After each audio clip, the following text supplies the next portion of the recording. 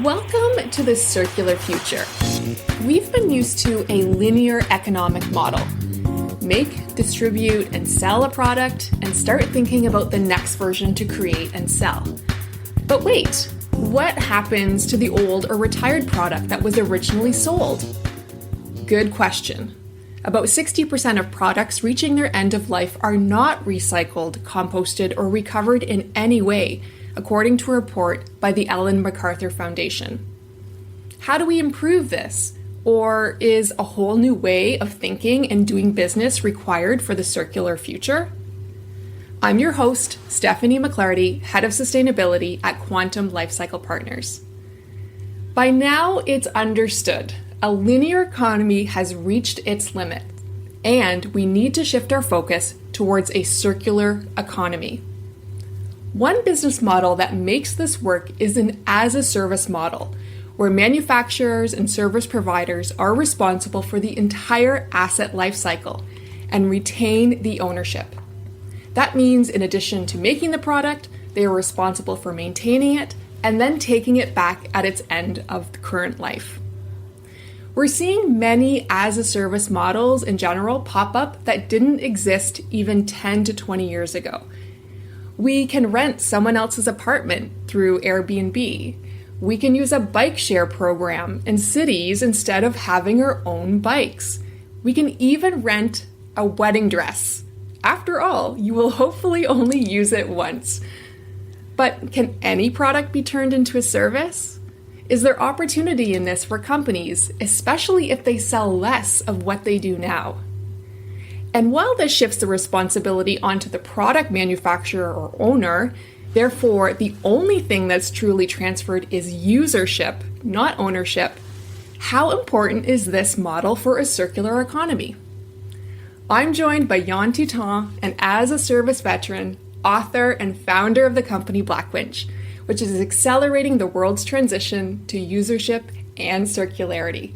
Yann, welcome to the podcast. Thank you, Stephanie, for this introduction, and good morning, afternoon, depending which time zone you are. This is true, yes. We're on two different continents here. Correct, so I want to start by looking at, as a service, what does this really mean? Can you define it? Well, Stephanie, first of all, you've said everything in your intro, so I think we can stop the podcast now, because everything is said. You're hired, you got a job, you're hired. Perfect. And now we're going to enter into the details of what you've said, and of course the devil is in the details, so that's of course very important. What is as a service indeed? That's a buzzword. So nowadays it is a buzzword that has a lot of promise for shareholders to expect recurring future revenues, like, my revenue will be predictable because I invoice based on a subscription and on a monthly base. So that's a kind of buzzword, but there's hundreds of meaning behind it. One of our definition at Blackwinch is to say that as a service is a way to offer flexibility, and those flexibility is in twofold. Either it is a pay-per, you pay per kilometer, per hour, per whatsoever, pay per use, or it's an opt-in, opt-out, like you mentioned for the wedding dress. I have it and I stop, I don't need it anymore. Well, it's very obvious for a wedding dress, but for any other type of subscription, it's might be that you use it for 6 months, a year, and that you don't need it. So two aspects of true as a service. I pay only what I use, or I opt in, opt out anytime I want. That's our definition. Okay, and is this something that's relatively new? I mean, you said it's a buzzword now. So is this new, or has this been around for a long time? You mentioned in your intro that I consider and I broadcast myself as a veteran of as a service. So no, it's not new. It exists for decades. What is new is that more and more companies and businesses adopt it. So the new development is that some larger industries have paved the way to subscription-based models. We know them. You mentioned it, some of them. Airbnb, Netflix, Spotify, Apple TV, name them all. They have paved the way, and now a lot of businesses are inspired by those successes and want to apply it. So some of those companies you mentioned, like Spotify, for example, I think is a fairly recent, a fairly not new company, but they weren't around for a long time doing a traditional business model. Can you give us some examples of how this as a service model is being implemented? Some of the types of products or industries that we're seeing this in? What is important to precise at this stage of our discussion is there a product involved or not?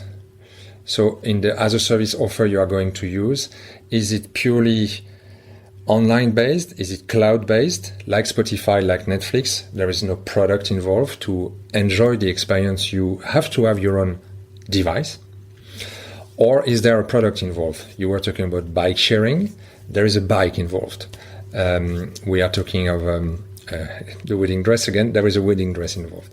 So the difference when there is a product is that this product has to be provided to the user and retrieved at the end of the cycle. So here, when we talk about circular economy, of course, if we can avoid to have a product, it's perfect because it's highly sustainable.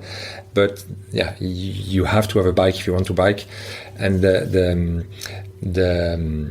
point here, what is interesting, is to address the businesses where there is a product involved and to turn it into a as a service business, which will ignite the circularity aspect of this business model. So at Quantum, we like to say we handle anything with a battery or a plug. So anything that's electronics based. So this goes for electronics as well? Sure. The model is quite known in the ICT industry. The SaaS computing has paved the way. You don't have servers and storage capacities as an IT director. You just buy it from the cloud, and you buy the storage and the computing power capacity from the cloud. So ICT has paved the way, but it's true in any electronics, where of course there is also a very fast evolution today of the product, and 3 years, 4 years with a planned obsolescence attached to it. So you know that the product you buy today in 3 years will be obsolete by means of hardware or software. It's part of the business model. This has to change. And as a service, help to have a new view on these type of models. Yeah, absolutely. And what are the benefits? I mean, we've spoken a little bit about the benefits of the companies. So they're seeing, these other businesses arise and that recurring revenue from, for example, subscriptions. But are there other benefits to companies? And what about users as well? What's the benefit there?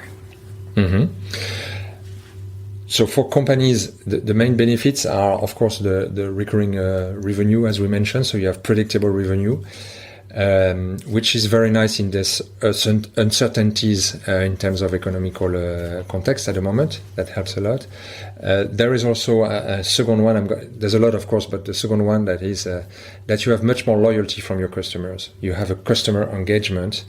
We talk about customer stickiness that is much higher in time, because when you become a user, you're gonna continue using, and you're even gonna promote it around you. But also you have touch points with the brand very often. It's not like you buy something and you use it and then you never have any contact with the provider. If you're into as a service, there is maintenance associated, there is monitoring, there is eventually data exchange with an app associated. So you have touch points with the brand on very regular basis. So you stay connected to the brand experience. That's a very big advantage in terms of customer loyalty. Now that you mentioned that, the subscriptions that we use, I can totally relate. You're right. I get an email once a month, once a week with some kind of touch point, and it's always top of mind. And as long as they're providing a good service, it makes me think positively towards that brand or that company. And you talk about it around you. Yeah. You promote it. Yeah. Yeah, that's absolutely true. That's true. So one of the things I want to understand, because one of the things that came up for me as you were talking was a car and how maintenance is involved with the car. We may take it back to the dealership to get maintained. We don't have to go to the dealership, but that's a choice that we may make. And, it's another way for them to stay top of mind. So is as a service the same thing, for example, as leasing? Or is that one aspect of it? How does that all fit together? Leasing is very often a component of as a service. It's true that we are used to the leasing models. If you take the example of a car, of course, leasing has the major difference with as a service is that leasing, you have to commit. There's no flexibility. So you have to commit. If you lease a car, you have to commit for 3 years, 4 years. So there's a commitment as a user. And second, if you don't use it, you're still paying. So you lease a car, you go on holidays for a month, hopefully, or 2 weeks, it stays on your parking lot, you're still paying. So it's a fixed fee committed on a certain amount of time, which enables to pay back the asset, the car, to the provider. Or at least a big part of the car. There might be some residual value included in it that you don't pay the full amount of the car because it will be returned to the provider and provided to another user. But the main difference with as a service is that there is no flexibility. There's no opt-in, opt-out, and there's no pay-per-use. So leasing is a kind of the ancestor, I would say, of as a service, where users and companies are used to provide a good against a monthly fee, including some services like the maintenance, your winter tires, insurance, etc. But there's no flexibility. And as a service adds this flexibility aspect to it. Okay, so as a service is like the new adaptation or orientation of possibly what would have been leasing before. But it sounds to me like it's also rethinking how we do business and even doing it in a different way. Definitely, it has impact on the whole business model, because it will involve that you need to decide which flexibility you're going to offer to your end customer if you offer as a service. How far do you go in flexibility? Do you offer an opt-in, opt-out after 1 hour, after a month, after 2 months? What is the level of flexibility you want to offer there? But also in a pay-per-use model, do you have a complete flexible pay-per-use? So if you're not using, you pay 0. Or do you have a pay-per-use that is based on a minimum fee? I use Share Now, for example. I don't have a car. I try to experience as much as possible as a service. I use Share Now. It's a platform in Europe, very efficient, where you often have a car next to you. But you pay per time and per kilometer. So there's 2 variables of flexibility: the time you use the car and the distance you use the car, which has, again, it's another model of flexibility. So yes, it is impacting the whole organization. How are you going to sell it? How are you going to market it? How are you going to recognize your revenue? How are you going to mitigate the flexibility risk associated to waste? Yeah, that's a complete new model. And I think that's exciting. It also, speaking of cars, makes me think about something I heard recently, which is car manufacturers are now starting to think about changing their model and retaining ownership of the batteries of the electric vehicles they sell, because they're going to want them back to refurbish them potentially, or to recover the commodities to use again. And so there's some consideration into basically selling the rest of the car but retaining the ownership. So in a sense, is that like a service? Definitely. On one of the components of the mobility offer. What you say about getting the battery back is very important, because we all know that we are facing some shortage of raw materials, and especially the one used to produce batteries. If you are able to retrieve the batteries and reintegrate them in a production process, you become your own supplier of raw materials. So you just have to extract them once from the ground, and then you keep ownership of those raw materials.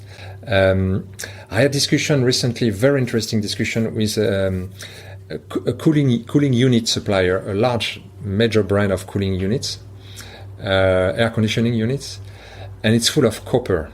There's a lot of copper in those units. And this company was telling me, wow, if I was the owner of all the units I've sold the last 10 years, if I could retrieve them, knowing that the copper has multiplied by 20, the price of copper has been multiplied by 20 the last 10 years. If I was the owner of all these units, i.e. if I was the owner of all this copper, I would have a completely different business model today. That's what you hear from manufacturers. There's this awareness of saying, wow, I've thrown in to all my users, I've given this copper to all my users, and now I can't access it because I don't own it. If I would be in as a service, I could retrieve it. I was really I almost give a hug to this guy. At least I did in my head, because this is exactly the mindset. Yeah, and if only you could turn back time, right, and recover that, you might have a very different business today. So what you're saying is they could have recovered those materials, and essentially, in my mind, I'm seeing this circular loop. Is that how this as a service model fits in with the circular economy? It's because you retain that ownership and you're able to recover the resources? That's one of the main components, yes. In a linear model, you have one manufacturer, many users. And you have one producer, many owners. In a as-a-service model, the producer remains the owner. And when you think about it with a bit of clarity in your mind, when you think about it today, there's a lot of companies who have in their production process a very high level of awareness about their CO2 impact, their environmental impact when they produce a good. So, and when they ship the good to the user. And then they transfer the ownership to the user, and all the effort that has been done until this stage becomes the responsibility of the new owner, which is you and I, or a business. And so they have to continue this journey, this circular journey, by being cautious about using this good, by maintaining it properly, by finding a new user if we don't use it, or by recycling it if it's too old. They just transfer the responsibility to the user. It's insane. If you think about it, it's not okay. It's not okay. And that's what the as-a-service model tackles. All the efforts that are done to produce this good, respecting the environment, until it's being delivered to the user, continues, because you remain the owner. So you want this product to perform well. So you maintain them super good. Otherwise, the user is going to stop paying anyway. It's not well maintained. So you have to maintain it perfectly. And if you have opt-in, opt-out, the user will say, well, I don't need it. You can collect it. And then you collect it, and you have another user that can use it. A second, a third user, as many cycles as you can offer on this product. And then when the product is really completely finished, then you are able to retrieve the raw materials and reintegrate it in your production process. So it's well maintained, you are able to provide it to many users, and you are able to retrieve the raw materials that are inside of it. For me, this is one of the key to the circular business model. Yeah, intuitively that makes so much sense. You have a stake in all of the life cycle of the asset, from creating it, maintaining it, and you, as you say, you want it to perform well. I'm sure some people will say, okay, that's great. Like, show me the data, show me the numbers of how this is good for the environment, how this is good for business. Are we at a place right now where those numbers exist? It's a white page so far. It's a white page. I've been discussing with quite some experts in the field of circularity and how to make sure that you can measure the benefits with clear KPIs. You can measure the benefits of this as a service model towards circularity. It's a very tricky always discussion area, because environmental issues are very, I would say, environmental topics are very much under control in a lot of corporates. Not everybody is allowed to talk about it to avoid greenwashing. So there is this fear of greenwashing. So as soon as you talk about it, it's like, oh, it's not me, it's him. So it's difficult to have those discussions. And second, KPIs are not defined yet. But it's happening. So there starts to have some. We start to have some standards. Why? Requested by the customers. So you have large organizations or public bodies, when they issue a tender nowadays, they ask, demonstrate to me that your as a service offer is more circular than me buying your goods. And what people do today, they put slides with trees on it. Yeah. And they say, look, we have some trees on our slides, so it's circular. I say, no, it's not enough. You need to bring KPIs. And there, if someone here listening to us has this expertise, I'm happy to have this discussion, because the whole industry, the whole market is in a need of defining those KPIs. They don't exist yet. Yeah, that's a call out to anybody who either has this information, this data, or is willing to study it, for sure. So the lack of really study and measures is one challenge. Are there any other challenges or downsides to this as a service model? Yes, one of the challenges we face every day is the fact that if you want to offer true flexibility to a business, we are working to take a concrete example, we are working with a manufacturer of production line. And for example, they will have a production line that enables to fill in shampoo bottles. Very simple. As you can see, I use it a lot. Having myself. So for the listeners, for the one who don't have the video, Yann doesn't have any hair on top of his head. Yeah.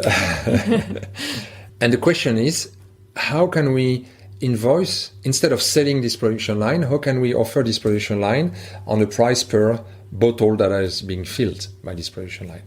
If you want to offer that, you need data. You need data about the number of bottles that have been sold the last 5 years, the number of bottles that have been going through the existing production line. You need a commercial forecast about what will be the ambition of this flexibility in terms of bottles produced. So in other words, you need to get access to the data of your customers. And you're getting very close to their business model, and it creates some tensions, because there is, of course, and it's legitimate, a certain resistance to share those data. So to provide circularity, you need to know what's going to be the usage to offer true circularity and to based on the past performance of this production line, for example. So yes, accessing data, willingness to give data, having the data, the quality of those data, there's a lot here. That's one of the biggest challenges. I can imagine that, and people don't necessarily want to give away their data easily, that's for sure. But on the other hand, it sounds like this is such a ripe model for opportunity for the circular economy, and as we move forward for the kind of future we want to create. Yann, what do you think it's going to take for us to really adopt this kind of model on a larger scale? Like, if you're projecting forward and you see that future, what do you think we're going to need to do to get there? Yeah, the forecasts are quite impressive. The as a service industry is about $650 billion in 2020, and it's predicted to be $1.5 trillion in 2030.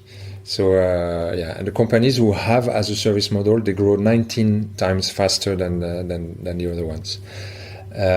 So it's quite encouraging. What does it need to go there?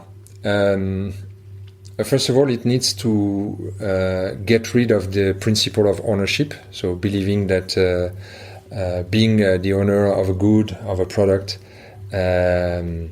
is the way forward. I see, there is a general shift. My kids are not interested by having a car. When I was 18, I had one thing in mind. I want a car. I want a car. That was status. That was freedom. That was And for my kids, having a car would be a nightmare. They were like, why? It's expensive and it's polluting, and it's because there are so many offers to be mobile. So I think there is a generation shift that is coming on ownership versus usage. That will help, but that takes time. So to accelerate this transition, I believe that as businesses or consumers, we are entitled to ask the suppliers and the manufacturers to offer an as-a-service solution because of the circularity aspect. I don't want to be the owner of your technology. I just want to use it. Don't give this to me. It's not my thing. It's yours. You produced it. I'm happy to use it, but that's it. That's it. And it's a mindset. That's a mindset. It's a mindset shift for everyone, I think, from consumers to businesses, business leaders, and for sure, as generations, shift and progress, your kids, and I would say I'm probably more with them. I don't want a bunch of stuff. I want to have a great life and great experience. So, Yann, what would you say, in finishing this off, is one piece of advice you would give to product manufacturers or owners around as a service? If there was one thing that they could do, what would you suggest that would be? Yeah, I think I would advise them to talk to their top 10 customers and ask those customers if they have this circularity aspect on top of their agenda, and see with them how an as-a-service offer will help to reach those circularity aspects. And I'm saying that because the circularity question comes very often like a discussion that is remote from business models. It seems as a costly and a difficult and painful journey. By connecting it to as a service, it makes the discussion much more attractive for investors, because what we said before, as a service, customer stickiness, recurring revenue, etc., etc. And by the way, one last thing, it's also circular. And that's a nice way to introduce circularity. So my advice would be, I'm convinced that in 2030, there won't be any tender on the market where you have to demonstrate circularity. It's going to be standard. Like 15 years ago, you had to be ISO something compliant to answer. There's going to be some standard there. So be ready for it.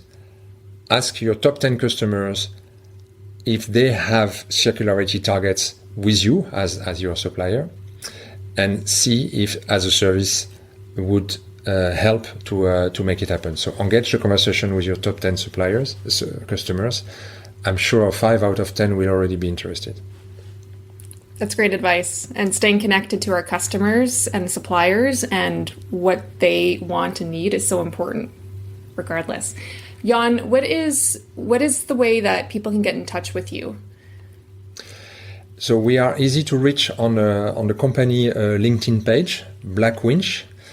Also on the website, blackwinch.eu. You find me on LinkedIn also, Yann, so YANN.TOUTANT on LinkedIn. So we are very, very active online. So if you don't find us, we will find you. That's great. And we will drop all those links in the show notes as well. Yann, thank you so much. I think this conversation has definitely opened my mind, and I'm sure it has for listeners as well. So thank you for being here. Thank you for inviting me on your podcast. You're welcome. And I hope everyone enjoyed that as much as I did. Join us in our next episode and head on over to quantumlifecycle.com/podcast or follow us on Apple, Spotify, or wherever you get your podcast from. This is a Quantum Lifecycle podcast, and the producers are Sanjay Trivedi and Faiza Govani. Thanks for listening. We'll see you next time.